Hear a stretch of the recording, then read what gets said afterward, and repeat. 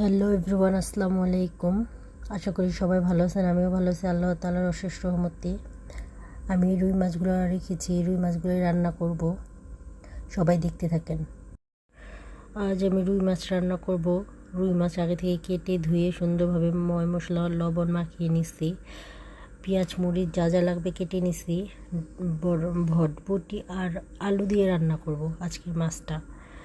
এখন একটি ফ্রাই প্যানে তেল দিয়ে দিব মাছ ভাজার জন্য, আর একটি ফ্রাই প্যানে তেল দিব মাছ রান্না করার জন্য। ফ্রাই প্যানের তেল গরম হয়ে গেছে, তরকারি রান্নার জন্য পরিমাণ মতো পেঁয়াজ দিয়ে দিব। আর মাছ ভাজার জন্য তেল গরম হয়ে গেছে, ওখানেও মাছ দিয়ে দিব একে একে ভাজার জন্য। এখানে পেঁয়াজ ভাজা হয়ে আসছে, হলুদ মরিচ ধনিয়া গুঁড়া লবণ আদা রসুন বাটা পরিমাণ মতো পানি দিয়ে মশলাটা ভালোভাবে কষিয়ে নেব। আর আরেকটি প্যানে মাছ ভাজা প্রায় হয়ে আসছে, উল্টিয়ে দিচ্ছি। এখানে মশলা কষানো শেষ, তরকারির আলু দিয়ে দিচ্ছি, ভটভটিটা পরে দিব।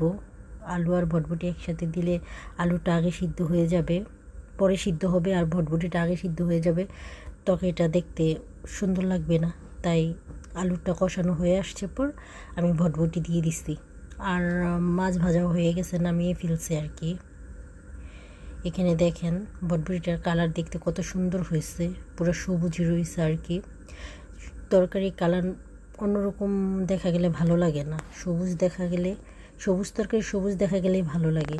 এখানে তরকারির বলক এসে পড়ছে, এখন মাছ ভাজাটা দিয়ে দিছি, ঢাকনা দিয়ে ঢেকে বলক আসছে পর তুলে ফেলছি। পরিমাণ মতো কাঁচামরিচ দিয়ে দিছি, জিরা গুঁড়া দিয়ে দিছি। আমি সবসময় বলি আমি জিরা গুঁড়াটা বেশি খাই, আপনারা যে যেরকম খান ওই অনুযায়ী দিবেন। তরকারি প্রায় হয়ে আসছে, ধনেপাতা কুচি দিয়ে দিছি। রুই মাছ দিয়ে ভটভটি আলুর পাতলা ঝোল দেখতেই পারছেন।